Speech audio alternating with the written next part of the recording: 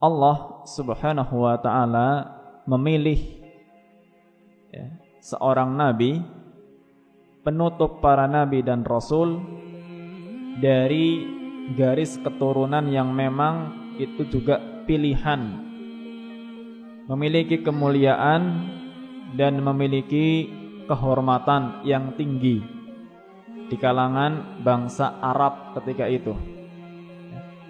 Dan kemarin sudah disebutkan satu hikmah dari sini bahwa Allah Azza wa Jalla di sini menunjukkan satu hikmah bahwa Nabi kita Muhammad alaihi salatu wasalam nantinya beliau ketika berdakwah bukanlah berdakwah dalam rangka untuk mencari ketenaran, untuk mencari kedudukan, karena kedudukan beliau sendiri sudah sangat tinggi di tengah-tengah manusia. Dari kaumnya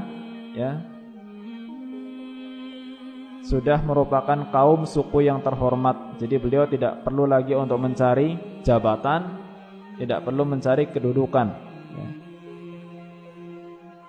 Dan kita akan lanjutkan masih dalam mengenal nasab dan juga suku Nabi kita Muhammad SAW. Dan sekarang sedikit kita mengenal nasab dari garis ibunya. Kalau kemarin dari bapaknya Abdullah, dari bapaknya Abdullah sampai kepada Nabi Ismail atau juga Nabi Ibrahim alaihi wassalam, Muhammad bin Abdullah bin Abdul Muttalib bin Hashim bin Abdi Manaf bin Qusay bin Kilab bin Murrah bin Ka'ab bin Lu'ay bin Ghalib bin Fihr bin Malik bin An-Nadr bin Kinanah bin Khuzaimah bin Mudrikah bin Ilyas bin Mudar bin Nizar bin Ma'ad ibni Adnan. Dan Adnan termasuk keturunan Nabi Ismail bin Ibrahim alaihi wassalam. Dan nasab ini yang kemarin kita sebutkan nasab yang disepakati oleh para ulama kesahihannya. Adapun dari garis ibunya, dari ibu Nabi alaihi salatu wassalam, maka disebutkan amma ummuhu, adapun ibunya, fahiya Aminatu bintu Wahb ibni Abdi Manaf ibni Zuhrah ibni Kilab. Disebutkan namanya ibunya Aminah bin Wahab. Aminah bin Wahab bin Abdi Manaf bin Zuhrah bin Kilab. Sampai sini ini diketahui bahwa ketika diruntut sebetulnya nasab dari ibu dan dari bapak Nabi alaihi salatu wassalam itu ketemu, jadi percabangannya bertemu di satu orang namanya Kilab, namanya Kilab. Hanya kalau dari tingkat silsilahnya, hitung-hitungannya antara Abdullah dan Aminah, jadi hitung-hitungannya Abdullah ini keponakannya Aminah, hitung-hitungannya, Tapi kan ini kan saudara jauh, ketemunya di embah yang kesekian. Kalau dari kita lihat dari nasab Nabi dari jalur bapak Abdullah, Muhammad bin Abdullah,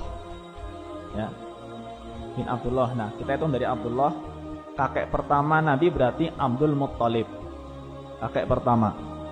Naik lagi kakek berikutnya Mbah Buyut Hashim, kakek kedua. Bapaknya Hashim namanya Abdul Manaf, Abdul Manaf. Naik lagi Qusay, naik lagi Kilab. 5. Jadi kakek kelima dari Nabi alaihi salatu wassalam kalau dihitung dari jalur bapak. Adapun kalau dari jalur ibu Aminah, ya, kita hitung. Jadi Aminah bintu Wahab. Ini kakek Nabi dari jalur ibunya. Ya, Aminah bintu Wahab. Wahab pertama. Kemudian Abdul Manaf. Naik lagi Abdul Manaf. Naik lagi Zuhrah bin Zuhrah. Naik lagi Kilab. 4. Ya. Jadi benar ya, hitung-hitungannya bapaknya Nabi adalah keponakan daripada ibunya. Hitung-hitungannya begitu. Ya, tapi kan jauh ya, nggak ada masalah. Tapi kalau keponakan ya enggak, ya tidak. Dan ini biasa bahwa di kalangan bangsa Arab itu memang sebagian mereka senang nikah dengan orang yang masih satu suku. Kalau memang suku itu terhormat, ya itu biasa. Mencari yang masih dari satu sukunya sendiri demi menjaga nasab, jadi menjaga kehormatan suku juga, biasanya seperti itu. Dan sampai sekarang ada di antara mereka yang memang kalau mencari istri itu enggak jauh-jauh, ya, masih kampungnya sendiri aja, ya. Kalau kita kan nyari ya jauh-jauh ya, Purwokerto cari Lombok, gitu kan. Yang Aceh dapatnya Banyumas, jauh. Yang enggak dilarang juga boleh.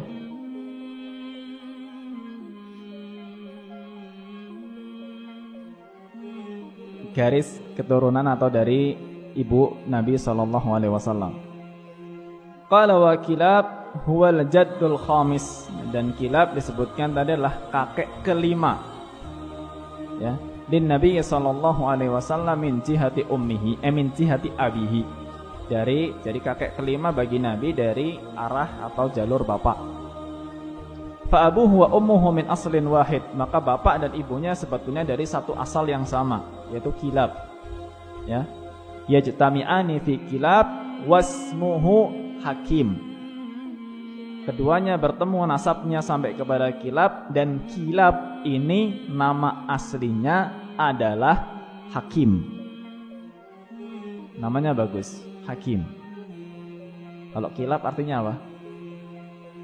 Ada yang tahu bahasa Arab? Kilab artinya apa? Kilab. Nggak ada yang tahu? Ana yakin ada yang tahu sebetulnya, cuma mau ngomong nggak berani. Kilab dalam bahasa Arab artinya apa coba? Yang nyengir tahu ini kayaknya ini.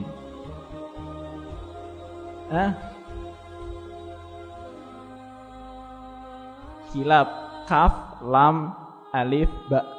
Kilab. Itu bentuk jamak dari kalbun.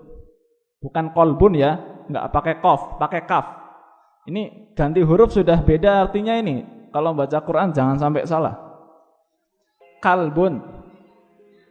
Apa kalbun? Segawon. Kok bisa dikasih nama Kilab itu gimana ceritanya?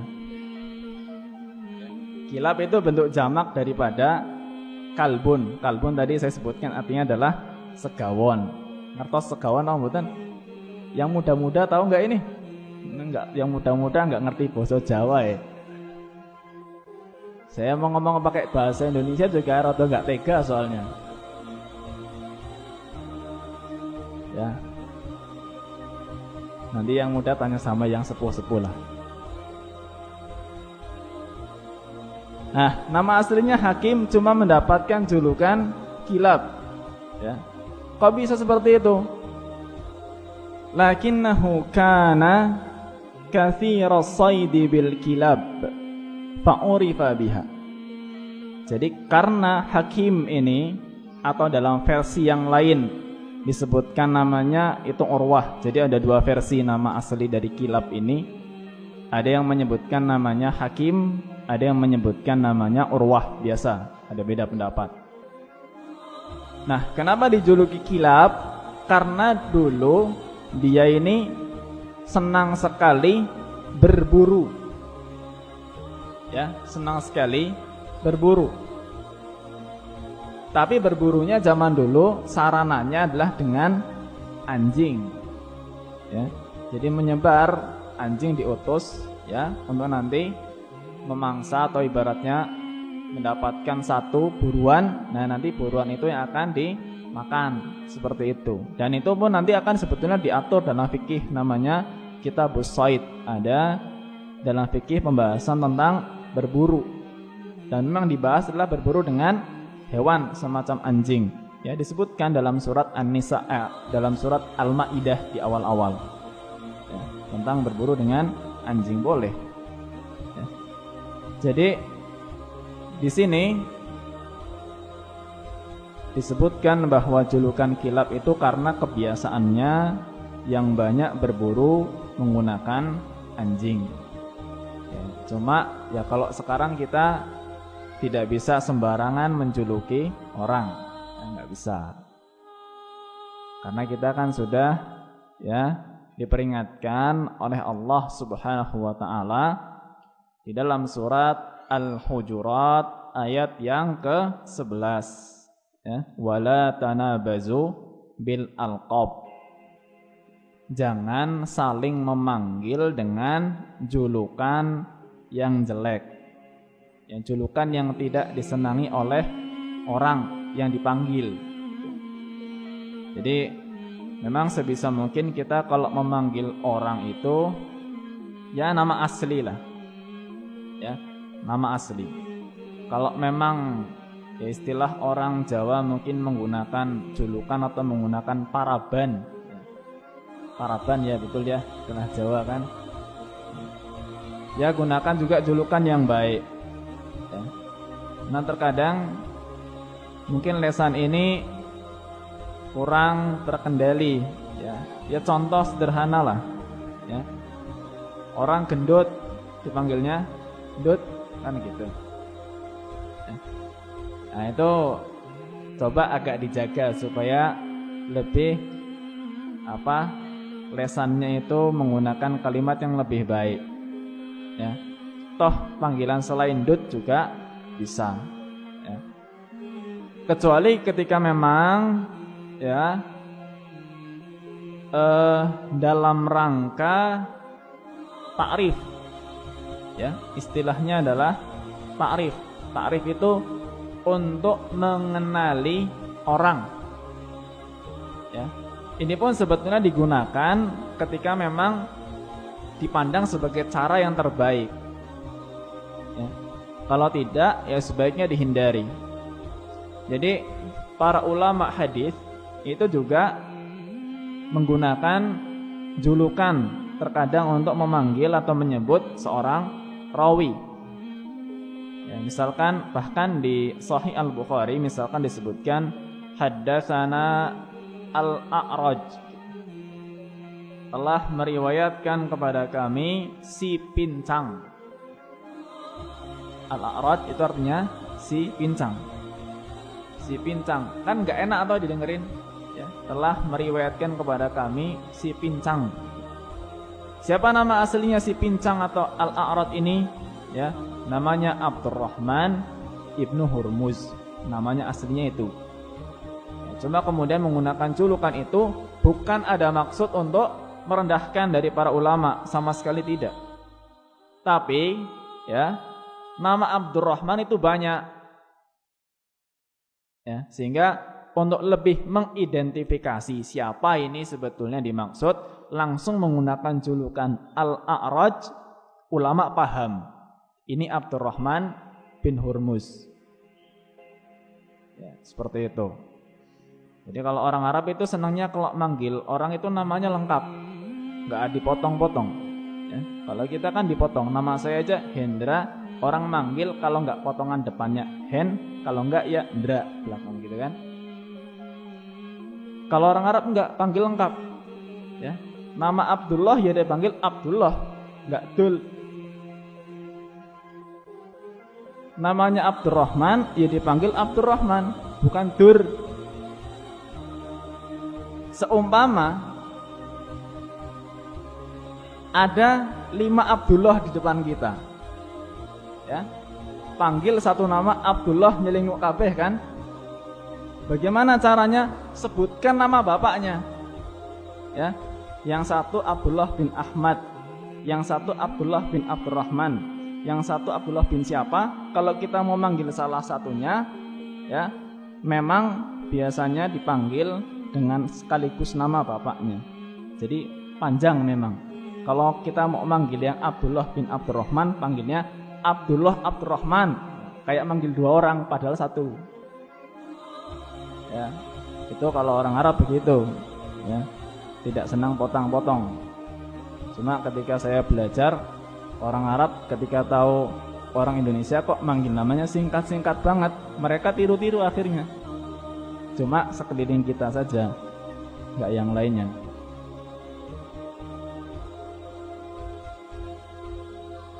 Itu sepintas dari nasab ibu Nabi alaihi salatu wassalam bertemu dengan bapak Nabi di kilap ya tadi. Selanjutnya qabilatuhu, ya, qabilah atau suku Nabi sallallahu alaihi wasallam. Qala wa qabilatuhu sallallahu alaihi wasallam hiya qabilatu Quraisyin al-mashhudu laha bisyaraf. Qabilah atau sukunya dikenal dengan nama suku Quraisy yang sudah mendapatkan persaksian, pengakuan ya bahwa suku ini memiliki satu kemuliaan, ya, ada satu kehormatan tersendiri di suku Quraisy ini. Dan memang disebutkan di dalam beberapa hadis Nabi sallallahu alaihi wasallam, suku Quraisy ini memang suku yang terhormat ya, sebagaimana Nabi pun alaihi salatu wasallam mengatakan al-a'immatu min Quraisy. Para imam itu nantinya berasal dari suku Quraisy. Ya. Al-mashhudu laha bisyaraf wa rif'atu sya'ni wal majdul asil wa qadasatul makani baina sairil Arab. Suku ini memiliki kedudukan yang tinggi, kemuliaan, dan juga sebagai suku yang suci di kalangan bangsa Arab ketika itu. Nah, Quraisy ini, dari mana asal muasal nama Quraisy ini? Jadi Quraisy ini sebetulnya bermula dari salah satu kakek juga, naik ke atas ya, kakek Nabi sallallahu alaihi wasallam. Ada 2 versi di kalangan ulama tarikh sejarah. Yang pertama menyebutkan bahwa Quraisy itu adalah julukan bagi Fihr ibnu Malik. Ya, Fihr ibnu Malik ini kalau diruntut tadi, ini kakek Nabi ke-10. Ya, Muhammad bin Abdullah bin Abdul Muttalib kakek pertama tadi, Hashim bin Abdi Manaf bin Qusay bin Kilab bin Murrah bin Ka'ab bin Lu'ay bin Ghalib bin Fihr, 10. Kakek yang ke-10 Fihr bin Malik. Versi pertama mengatakan bahwa Quraisy ini julukan bagi Fihr bin Malik. Versi kedua mengatakan bahwa Quraisy ini julukan bagi Nadhr bin Kinanah. Nadhr bin Kinanah ini kalau diruntut ini kakek yang ke-12. Kalau tadi sudah Fihr bin Malik yang ke-10, ya, berarti Malik yang ke-11. Ya kan? Fihr bin Malik bin Nadhr bin Kinanah. Nadhr itu kakek yang ke-12. Jadi memang ada 2 versi. Hanya kemudian menggabungkan 2 pendapat ini, ya, sebagian ahli sejarah disebutkan dalam Tarikh Ibnu Khaldun, An-Nadhr huwa alladhi yusamma Quraisyan. Sebetulnya yang diberi nama Quraisy itu adalah Nadhr bin Kinanah yang ke-12 tadi, kakek yang ke-12. Awalnya itu yang diberi nama Quraisy. Ya. Wa innama intasabu ila Fihr lianna aqiban nadr munhasirun fihi lam yaqub min bani nadr ghairuhu. Nah, tapi memang banyak kemudian dinisbatkan nama Quraisy ini kepada Fihr bin Malik, cucu daripada Nadhr bin Kinanah. Fihr bin Malik bin Nadhr bin Kinanah.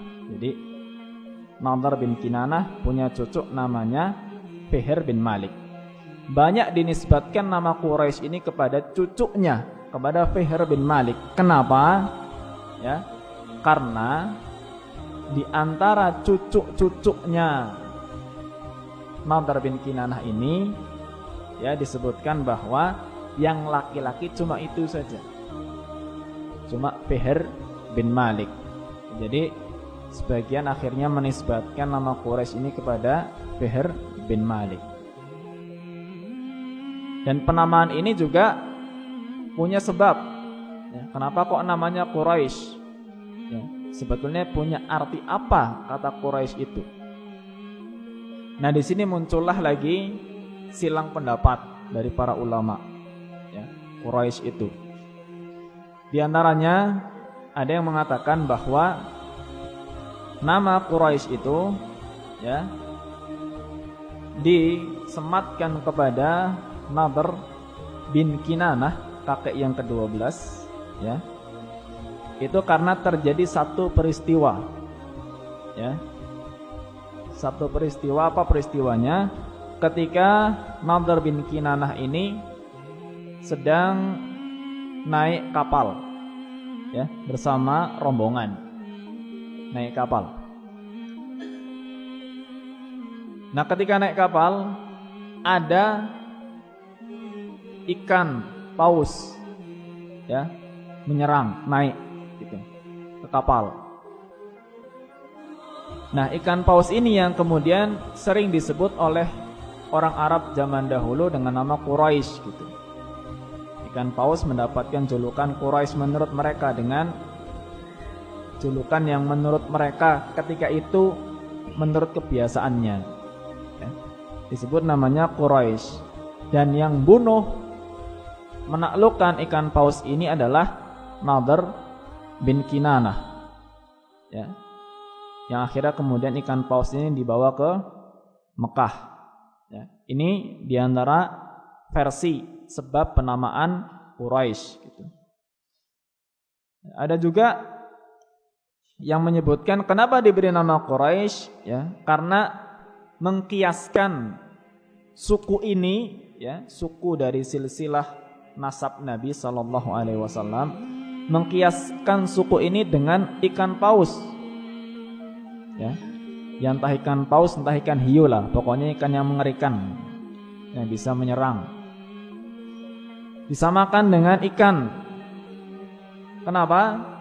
Karena suku ini unggul, mereka berkali-kali kalau perang itu menang ya, jadi disebut dengan nama Quraisy. Dan Quraisy saat itu memang menjadi julukan sebuah ikan ya, ikan yang mungkin sejenis hiu ataupun paus tadi. Ini versi kedua. Ada juga yang menyebutkan bahwa kata Quraisy ini disebut atau memiliki arti at-takrish ya, dari kata at-takrish. Takrish itu maknanya berkumpul ya. Jadi karena suku ini dulunya adalah suku yang berpecah belah, kemudian datang masanya suku ini bersatu lagi. Dari kata at-takrish atau berkumpul ini kemudian muncullah nama Quraisy ya. Ini versi yang ketiga. Ada versi yang keempat terakhir. Jadi kata Quraisy ini menurut versi yang keempat ya, dari kata taqarish ya. Taqarish itu maknanya adalah perdagangan. Jadi karena suku ini adalah suku yang memang senang berdagang ya.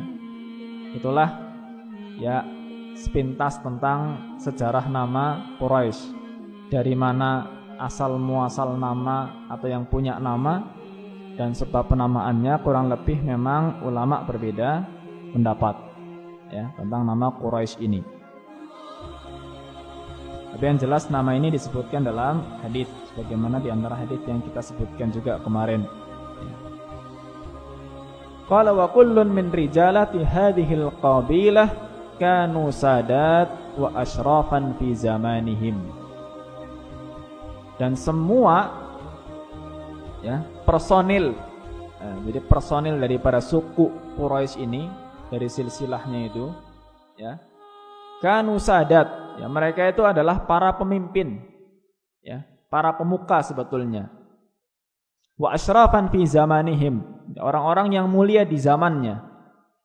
Jadi turun temurun nih kalau kita sebutkan istilahnya kemarin adalah keturunan darah biru ya. Turun temurun terjaga nasabnya, tidak rusak. Waqad imtaza minhum Qusay. Nah, yang termasuk paling menonjol ketokohannya adalah Qusay. Ya. Qusay ini kakek keempat ya dari Nabi alaihi salatu wassalam, dari jalur bapak. Pokoknya kalau nasab itu ngitungnya jalur bapak ya. Makanya mohon maaf kalau sampai terjadi kelahiran anak tanpa bapak yang sah, ini nasabnya akan berantakan. Jelas akan berantakan karena anak itu tidak dinasabkan kepada bapak biologisnya. Ya. Ya istilahkan anak lahir di luar nikah, wal iyadzu billah. Ya. Tidak dinisbatkan kepada bapaknya. Masuknya jalur ibunya. Ya. Jadi nasabnya pasti akan berantakan nanti. Nah, ini juga nanti akan berbuntut kepada banyak masalah ya. Seandainya anak itu perempuan, walinya siapa? Kalau nanti bapak biologisnya mati, maka tentu nggak bisa mendapatkan waris karena tidak ada hubungan nasab ya. Hanya hubungan biologis itu saja. Ini akan berantakan nanti urusannya di kemudian hari. Ya. Dan di sini tadi sudah disebutkan yang tokohnya atau ketokohannya ya termasuk dikenal adalah Qusay, kakek yang keempat ya. Abdul Muttalib, Hashim, Abdul Manaf, Qusay.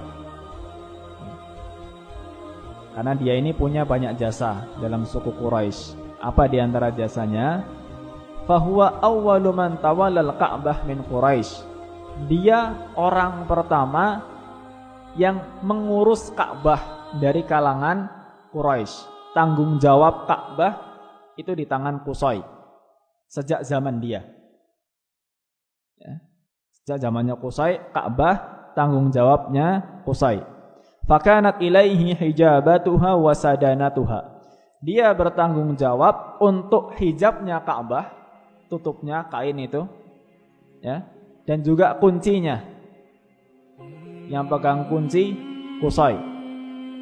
Kana biyadihi miftahul Ka'bah yaftahuha liman syaa wa mata syaa. Dia pegang kunci Ka'bah, dibukakan bagi siapa yang dia mau dan dia menolak siapapun yang dia mau. Ya, kuasa betul dengan kunci Ka'bah. Ini unsur ketokohan yang pertama dari Qusay. Kemudian wa huwa alladhi anzala Quraisyan bi batni Makkah. Dia yang membawa suku Quraisy ini untuk tinggal di pusat kota Mekah. Tadinya di pinggiran kota. Ya. Karena apa? Dulunya berpecah belah. Ya, berpecah belah kemudian disatukan oleh Qusay tinggal di tengah-tengah kota Mekah ya. Wa askanahum fi dakhiliha wa kanu qabla dzalika fi dawahiha wa atrafiha. Dulunya mereka tinggal di pinggir-pinggir ya. Mutafarriqina baina qabail ukhra. Berpecah belah di antara suku-suku yang lain. Itu keistimewaan yang kedua. Pertama tadi tanggung jawab Ka'bah, kedua ini adalah bapak persatuan Quraisy. Yang ketiga, wa huwa alladhi ansha'a as-siqayata war-rifadah. Dan dia yang menjadi pencetus ya, adanya siqayah. Siqayah ini adalah penyediaan air minum bagi para haji. Ini kemuliaan tersendiri. Siapa-siapa yang pegang tanggung jawab ini mulia dia. Dan juga rifadah. Rifadah itu ya konsumsinya ya, konsumsi minum itu kembali kepada Qusay dulu. Dan yang terakhir keistimewaan dia adalah waqad bana Qusay baitan bi syamalil Ka'bah urifa bidarin nadwah. Dan dia membangun satu bangunan di utara Ka'bah dikenal dengan nama Darun Nadwah. Ini yang nanti akan masuk dalam sejarah Nabi SAW, Darun Nadwah ini. Kenapa? Jadi rumah ini menjadi balainya, ya, gedung pertemuan pusatnya, ya. Wahya Daru Syura, ini tempat untuk musyawarah. Wa markas taharrukatihim al-ijtimaiyah, ini pusat pergerakan sosial. Jadi masyarakatnya pusatnya di situ. Fakana la yaqidu nikah wala yatimmu amr illa fi hadhihi dar. Tidak ada akad nikah dan tidak ada penyelesaian urusan kecuali di Darun Nadwah ini. Wa kana biyadihi liwa wal qiyadah fala tuqat rayatu harbin illa biyadihi wa kana kariman wafiral aqli sahiba kalimatin nafidatin fi qaumihi. Dan dia ini yang memegang panji perang, ya, pokoknya pimpinannya. Tidak ada perang kecuali dengan pimpinan Qusay ini. Dia orangnya juga sangat dermawan sebetulnya, ya, akalnya cerdas. Dan dia kalau sudah mengucapkan satu kalimat itu dipatuhi oleh semuanya, ya, mengucapkan satu kalimat dipatuhi oleh semuanya. Oleh karena itu disebutkan bahwa ketika Nabi SAW berdakwah, orang-orang musyrik Quraisy ya, itu menantang Nabi SAW. Coba hidupkan lagi Qusay. Hidupkan lagi Qusay. Buat apa? Kita lihat Qusay ikut kamu apa enggak? Kalau Qusay ikut kamu, kita ikut. Ya, tapi kalau Qusay tolak, kita juga nolak. Ya, saking dipatuhinya ucapan Qusay pada zaman dulu. Ya.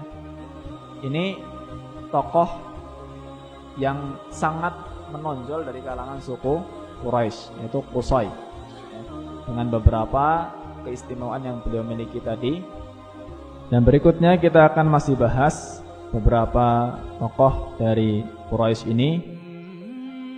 Dan yang tersebut berikutnya adalah amma usratuhu sallallahu alaihi wasallam fatu'rafu bil usratil hashimiyah.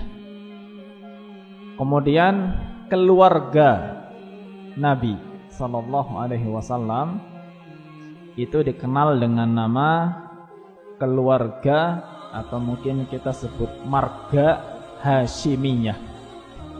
Keluarga Hashimiyah nisbatan ila jaddihi tsani Hashim, yaitu penisbatan kepada kakek yang kedua, ya, kakek yang kedua.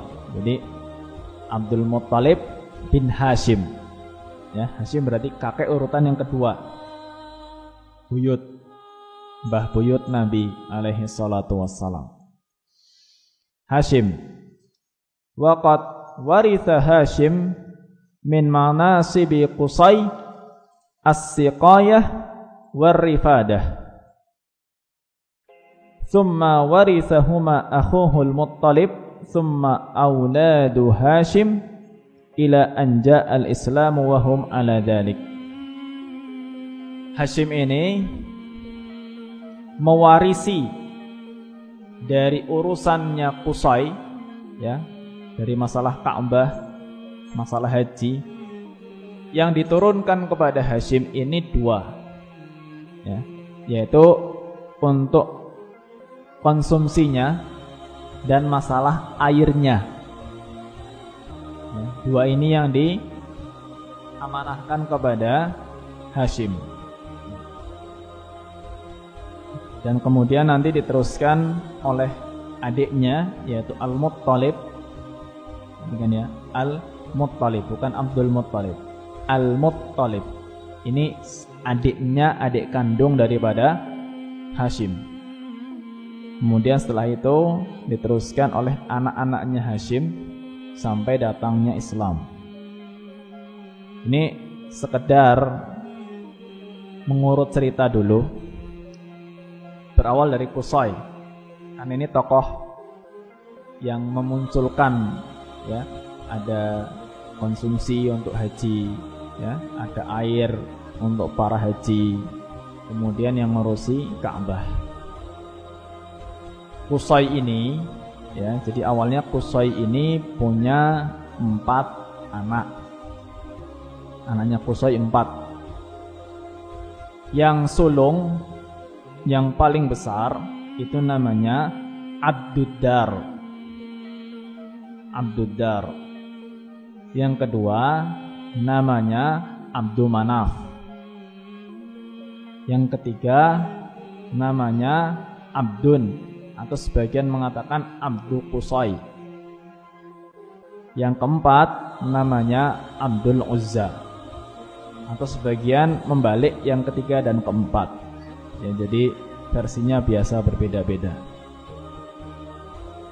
Sebetulnya di antara 4 anak ini, Abduddar, Abdul Manaf, Abdul Qusay, dan Abdul Uzza, yang paling menonjol sebetulnya anak kedua, yaitu Abdul Manaf. Anak kedua ini paling menonjol. Ya, Abdul Manaf ini dalam urutan silsilah dari nasab Nabi alaihi salatu wasallam, kakek, ya, Nabi sallallahu alaihi wasallam yang ketiga, Abdul Muttalib bin Hashim bin Abdi Manaf. Jadi di antara 4 putra Qusay memang yang menonjol adalah Abdul Manaf yang kedua. Hanya ketika Qusay ini meninggal dunia, mau tidak mau urusan dari Ka'bah tadi dan urusan haji harus diamanahkan kepada putranya. Dia harus milih siapa di antara putranya ini yang kira-kira akan ngampuh tanggung jawab setelah kematiannya nanti. Akhirnya terpilihlah oleh Qusay ini anak yang paling besar, sekalipun sebetulnya lebih menonjol anak yang kedua, Abdul Manaf, ya. Jadi anak pertama Abduddar akhirnya mendapatkan kuasa untuk tadi masalah kunci Ka'bah, masalah hijabnya Ka'bah, kemudian masalah konsumsi orang haji, ya, termasuk juga penguasaan Darun Nadwah itu, balainya, amanahnya diberikan kepada Abduddar.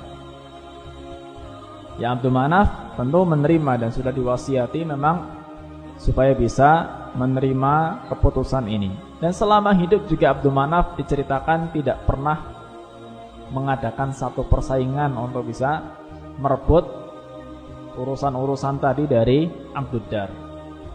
Ini nama orang-orang zaman dulu, ya. Jadi ada Abduddar, Abdul Manaf itu dulu. Kalau sekarang tidak boleh menggunakan nama seperti itu. Kalau ada nama Abdu, itu setelahnya menggunakan asma Allah Subhanahu wa taala, ya. Ya Abdullah, Abdurrahman, kemudian Abdurrahim, dan silahkan pilih di antara nama-nama Allah yang ada, ya.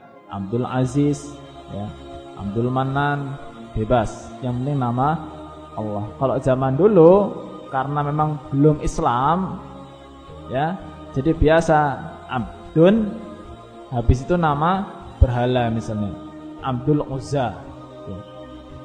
Itu dulu. Kalau sekarang nggak boleh tiru-tiru, ya. Kasih nama punya anak Abdul Manaf, jangan.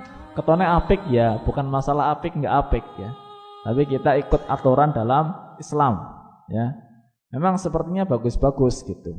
Bukan masalah bagus kita ngasih nama. Ya.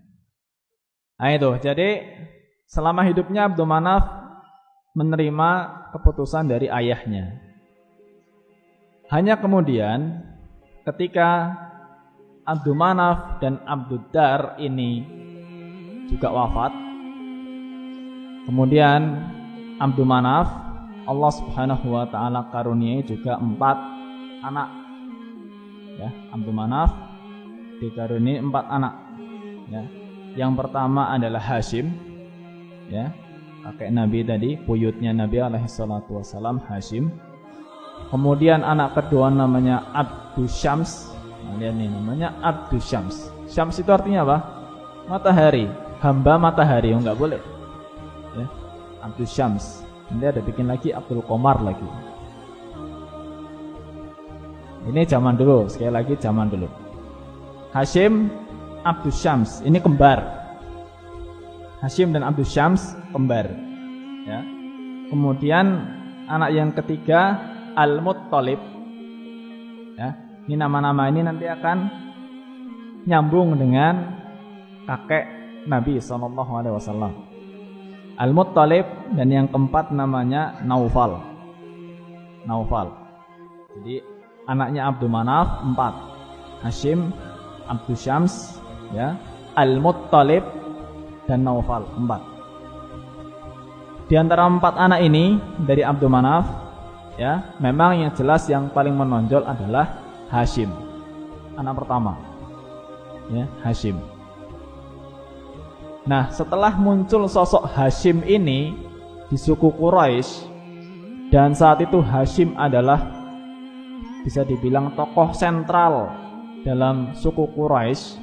Cuma dia ini kan tidak memegang urusan Ka'bah, enggak megang urusan haji, dan tidak pegang urusan Darun Nadwah tadi, balainya. Karena apa? Tadi diturunkan kepada Abdud Dar, ya, bukan kepada Abdul Manaf. Abdul Manaf ini bapaknya Hashim, enggak dapat jatah tanggung jawab tadi, enggak. Yang dapat itu Pak D-nya Hashim, ya, Abdud Dar. Otomatis ketika Abdud Dar ini wafat, maka urusan-urusan tadi juga diturunkan kepada putra-putranya, bukan kepada keponakannya. Ya, meskipun keponakannya ada yang sangat menonjol, yaitu Hashim ini, ya, tapi tetap diturunkan kepada putra-putranya. Hanya karena Hashim ini menjadi tokoh yang sangat menonjol, ya, punya jiwa kepemimpinan tinggi, sebagian suku Quraisy bahkan bisa dikatakan kebanyakannya kepenginnya, ya, urusan-urusan itu ya diserahkan kepada ahlinya, gitu, kepada yang pintar untuk mimpin, yaitu Hashim. Kepenginnya begitu, ya. Cuma biasa, ya, keluarga dari Abdud Dar ini tentu tidak langsung menerima, ya, karena itu sudah turun-menurun dari bapaknya. Akhirnya Quraisy ada 2 kubu, ya, ada 2 kubu. Kubu pertama adalah supporternya Hashim, ya, pendukung Hashim yang ingin bahwa urusan Ka'bah, haji, kemudian Darun Nadwah diserahkan kepada Hashim semuanya. Kubu yang kedua, tentu ini adalah supporternya keluarga Abdud Dar, yang tidak kepengin urusan tadi diserahkan kepada keluarga yang lain. Nah, dari pertikaian ini akhirnya muncullah kesepakatan. Daripada perang, muncullah kesepakatan bagi-bagi kursi, bagi-bagi kekuasaan, bagi-bagi tanggung jawab, ya.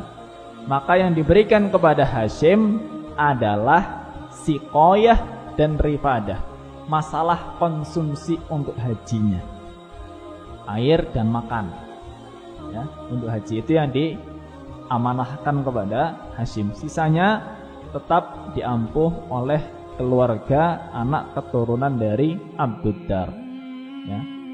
Dan tadi katakan ketika Hashim meninggal nanti diserahkan kepada adiknya Al-Muttalib, Ya, ketika nanti Abdul Muthalib meninggal, kembali kepada anak-anaknya Hashim. Ini urutan cerita kenapa Hashim itu sampai mendapatkan bagian untuk konsumsi saja, padahal tanggung jawabnya Qusay tadi banyak sekali. Ya. Selanjutnya, wa kana Hashim a'zam ahli zamanihi. Hashim itu memang tokoh yang sangat diagungkan di zamannya, paling diagungkan. Wa kana yahshimul khubza ay yufattituhu fil lahm. Dan Hashim ini dulu kerjaannya adalah mencacah roti, ya, roti, karena makanan orang Arab roti itu dicacah, ya, dipecah gitu ya, jadi kecil-kecil, dicampur dengan daging, ya. Fayaj'aluhu saridan, kemudian dibikin makanan namanya sarid, ya, campuran antara roti daging, nanti ada kuahnya. Ya, kalau penasaran ya coba pergi ke sana, barangkali ada. Summa yatrukuhu liyakulan nas faluqiba bi Hashim. Nah, itu makanan itu yang kemudian dimakan oleh orang-orang, ya, maka dikasih nama Hashim karena kerjaannya tadi dikatakan yahshimu al-khubz. Hasyama yahshimu maknanya itu mencacah, ya. Karena pekerjaannya mencacah roti tadi, jadi dikasih nama Hashim. Nama aslinya juga bukan Hashim. Ini repotnya, zaman dulu yang dikenal bukan nama asli, yang dikenal nama aliasnya. Sedangkan Hashim ini punya nama asli adalah Amr, ismuhu Amru, ya. Nama aslinya Amru, ya. Wa huwa alladhi sanna rihlataini, rihlatas syita'i ila al-Yaman wa rihlatas sayfi ila Syam. Dan Hashim ini orang yang pertama kali memprakarsai adanya dua rihlah, dua perjalanan dagang, ya. Perjalanan pertama ketika musim dingin mereka dagangnya ke Yaman, dari Saudi ke selatan, ya, selatan. Sedangkan rihlah atau perjalanan pada musim panas atau saif itu ke utara, ke Syam tadi disebutkan, ya. Syam, daerah Palestina, Yordan, Suriah, Lebanon, ya, ke sana dagang, ya. Musim panas, musim dingin itu masing-masing beda. Wa kana yu'rafu bi sayyidil Batha, dan beliau punya julukan sebagai pemimpin wilayah Batha. Wa min hadithihi, dan di antara kejadian di masa hidupnya Hashim ini, annahu marra bi Yathrib. Nah, ini kisah awal lahirnya Abdul Muthalib. Jadi ceritanya ketika Hashim ini sedang mau perjalanan ke utara, ya, jadi kalau dari Mekah mau ke Syam itu melewati Madinah dulu, atau disebut dengan Yathrib, ya. Suatu ketika Hashim itu sedang melewati kota Yathrib, ya. Wa huwa fi tariqi tijaratihi ila Syam, sedang dalam perjalanan menuju Syam. Fatazawwaja Salma binta Amr min Bani Adi ibni Najjar. Dalam persinggahan Hashim di Madinah, beliau menikahi seorang wanita yang namanya Salma binti Amr dari suku Bani Adi ibnu Najjar. Dinikahi ini Salma, ya. Dan tentu tinggal di Madinah selama beberapa waktu, cuma nggak disebutkan persisnya berapa, ya. Ya paling nggak ya cukup bulan madu lah, pengantin baru, ya. Nah, sudah tinggal di Madinah ini beberapa waktu. Summa madha ila Syam, melanjutkan perjalanan ke Syam karena memang harus dagang, ya. Wahia hamil, istrinya dalam kondisi hamil. Salma ini ditinggal, sedang hamil, ditinggal dagang, ya. Famata bi Ghazzah. Ternyata dalam perjalanan Hashim ini, Hashim ditakdirkan meninggal di Gaza, Palestina. Ya, belum sampai kembali, ya, belum sampai ketemu lagi dengan keluarganya, meninggal di Gaza. Min ardi Filastin, dari negeri Palestina. Wa waladat Salma ibnan bil Madinah, sammathu Syaibah. Dan akhirnya Salma ini melahirkan seorang putra yang diberi nama Syaibah. Ya, namanya Syaibah. Syaibah ini nama asli dari Abdul Muttalib. Nah, lagi-lagi nama asli dan nama palsu. Ya, banyak sekali ini. Nama asli Abdul Muttalib adalah Syaibah. Nama asli Hashim tadi Amr. Ya. Nama bahkan kan tadi ya, kalau kita urutkan ya, Muhammad alaihissalatu wassalam bin Abdullah. Kalau Abdullah asli Abdullah bin Abdul Muttalib. Abdul Muttalib nama aslinya ini disebutkan Syaibah. Abdul Muttalib bin Hashim. Hashim nama aslinya Amr. Hashim bin Abdi Manaf. Abdi Manaf juga bukan nama asli. Waduh. Nama aslinya Mughirah. Nama aslinya Mughirah. Abdi Manaf. Abdi Manaf bin Qusay. Qusay bukan nama asli lagi kan? Ya, nama aslinya tadi Zaid. Kemudian Qusay bin kemarin terakhir adalah Kilab.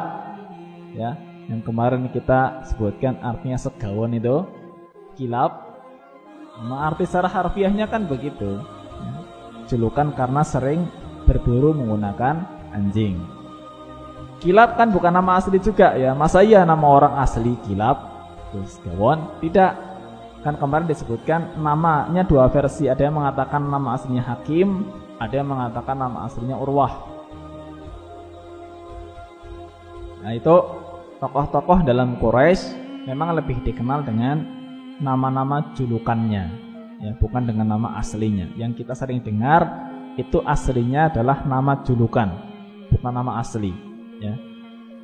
Dan memang kebanyakan bahkan tidak hanya tokoh Quraisy ya, para ulama saja yang kita kenal ya, itu kebanyakan kita tahunya itu nama imma itu adalah kunyahnya atau nama nisbatnya. Sedikit yang kita kenal mungkin nama aslinya. Imam Bukhari, kan ngertinya Bukhari. Nah, ditanya Bukhari nama aslinya siapa? Yang ngertinya Bukhari. Ya, padahal itu kan nisbat kepada daerahnya. Daerahnya namanya daerah Bukhara. Memang tempat lahirnya Imam Bukhari aslinya dari daerah Bukhara, kota di negeri Uzbekistan. Nama aslinya Muhammad bin Ismail. Kalau Imam Muslim ya memang nama aslinya Muslim bin Hajjaj ya. Misalkan nama Imam Abu Dawud. Siapa nama Abu Dawud? Yang ngertinya Abu Dawud itu kunyahnya Abu Dawud ya. Nama aslinya adalah Sulaiman ibnul Ash'ath. Nah, nembe krungu kan? Sulaiman ibnul Ash'ath. Kita suka dengar diriwayatkan oleh Imam At-Tirmidzi. Wah, jenenge Tirmidzi sapa maning? Ya, Tirmidzi nama aslinya Muhammad bin Isa. Kita ngertinya bukan nama asli. Kemudian diriwayatkan oleh Imam An-Nasai. Siapa aslinya Nasai? Ahmad bin Syuaib. Diriwayatkan Ibnu Majah. Siapa Ibnu Majah nama aslinya? Muhammad bin Yazid Al-Qazwaini. Oh kan? Pada orang hafal kan? Ya saya juga ngapalinya karena dikasih tahu dan baca. Kalau nggak baca nggak tahu juga. Ya. Jadi kebanyakan nama yang sampai kepada kita itu bukan nama asli, termasuk silsilah garis nasab Nabi Sallallahu Alaihi Wasallam sampai kepada Syaibah. Ya, Syaibah ini nama asli daripada Abdul Muttalib. Kenapa dikasih nama Syaibah? Ya, dikatakan bi syaibin fi ra'sihi, karena ketika lahir itu ada ubannya. Ya, jadi karena ada uban, dan uban ini bahasa Arabnya syaib, kemudian dikasih nama Syaibah. Wa nasha'a hadha tiflu baina akhwalihi bil Madinah. Nah, dan Syaibah ini memang tumbuh di antara paman-pamannya, ya, jadi saudara-saudara dari ibunya tadi, Salma bintu Amr, karena memang belum dibawa ke Mekah, ya. Dan memang tidak diketahui oleh keluarga Hashim bahwa Hashim ini punya anak di Madinah, ya. Kan belum ada WA, ya, belum ada Facebook, nggak bisa ngabari, belum ada SMS. Datang Madinah, nikah, punya anak, tinggal nikah ditinggal dulu. Ketika ditinggal, meninggal di pertengahan jalan, istrinya melahirkan. Siapa yang ngabari? Nggak ada yang ngabari. Ya, keluarganya di Mekah belum tahu kalau Hashim ini punya anak namanya Syaibah. Ya. Walam ya'lam bihi a'mamuhu bi Makkah. Nggak ada di antara paman-paman Syaibah, yaitu maksudnya saudara-saudara kandungnya Hashim ini, ya. Ya, baik tadi diantaranya adalah Abu Syams, ya, atau yang kemudian juga dua yang lainnya Al-Muttalib, juga Naufal, belum ada yang tahu. Awalnya nggak ada yang tahu. Hatta balagha nahwa sab'i sinin atau 8 sinin. Sampai kurang lebih usia Syaibah ini mencapai 7 atau 8 tahun. Nah, sampai 7-8 tahun ini belum ada yang tahu. Hingga akhirnya sampai kabar kepada salah satu pamannya di Mekah yang namanya Al-Muttalib. Ya. Summa alima bihi ammuhul Muttalib. Nah, Muttalib ini tadi adik daripada Hashim, ya, adik daripada Hashim ini tahu bahwa Hashim ini ternyata punya anak di Madinah namanya Syaibah. Fadhahaba bihi ila Makkah, kemudian dijemput oleh Al-Muttalib. Ya, Syaibah dijemput ke Madinah, dibawa oleh pamannya. Biasa ini awalnya terjadi mungkin ya rebutan, ya, ibunya juga tidak rela anaknya dibawa pergi, ya. Tapi memang keluarga bapaknya ini, jadi keluarganya Hashim itu memang lebih kuat, ya. Pertama dari kesukuannya juga lebih kuat, ya, dan terlebih bahwa memang sosok bapak itu diutamakan, ya kan. Apalagi ini anak laki-laki, Syaibah lebih layak untuk tinggal bersama dengan paman-pamannya yang notabene-nya adalah saudara kandung bapaknya. Jadi tinggal bersama dengan Pak D-nya di Mekah, bersama dengan suku yang memang terhormat. Maka ya istilah mungkin sudah perundingan antara Quraisy dan Bani Najjar ini, ya, dari keluarga ibu dan keluarga bapak daripada Syaibah. Akhirnya disetujui Syaibah ini dibawa oleh Al-Muttalib ke Mekah. Nah, ketika di Mekah perjalanan, orang-orang melihat Al-Muttalib ini bawa anak, ya, maka orang-orang menyangka bahwa anak ini adalah budak yang baru dibeli oleh Muttalib. Budak itu bahasa Arabnya abdun. Akhirnya orang-orang menyebutnya Abdul Muttalib, Abdul Muttalib. Ini awal mulanya kenapa Syaibah kok dikenalnya dengan nama Abdul Muttalib. Ya, kalau zaman dulu kan memang ada perbudakan, ya, ada perbudakan, jadi jual beli budak, ya. Tapi sekali lagi saya mengingatkan, budak bukan pembantu, ya, budak,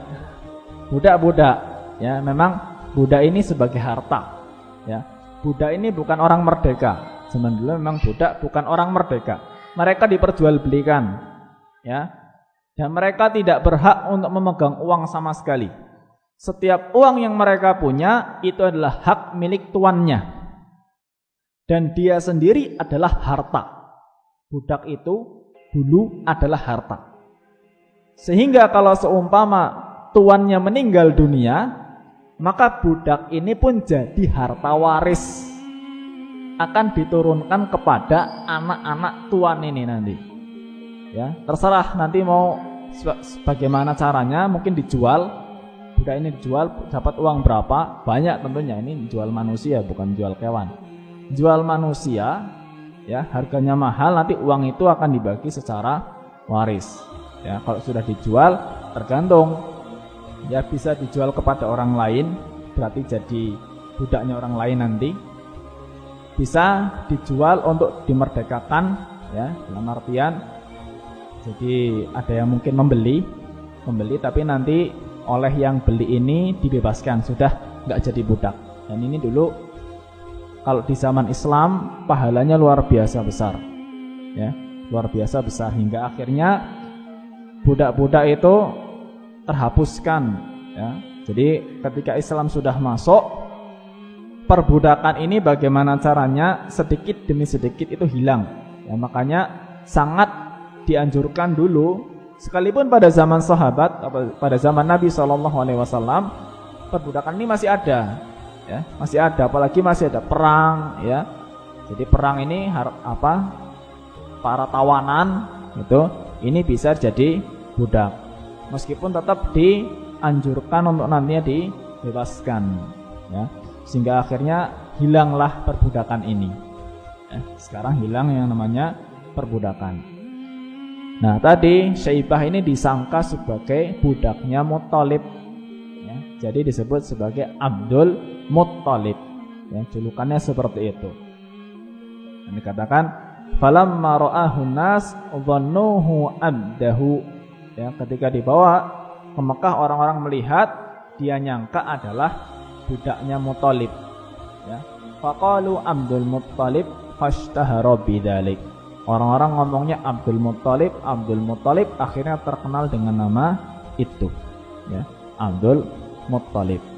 Nah, ini sepintas tentang sosok Hashim, ya, dari awal yang kita bahas adalah Hashim sampai lahirnya Abdul Muttalib. Dan insya Allah nanti tentang Abdul Muttalib ini juga akan banyak lagi cerita tentang menggali sumur Zam-Zam, ya, dan juga nanti tentang termasuk kejadian pasukan gajah, ya, yang sudah kita bahas rinciannya di awal. Juga masalah nazar Abdul Muttalib menyembelih salah satu anaknya. Nah, ini insya Allah akan menjadi pembahasan kita di pertemuan berikutnya biidznillahi ta'ala. Kurang lebihnya mohon maaf, mudah-mudahan bermanfaat. Akhiru da'wana anil hamdulillahi rabbil alamin.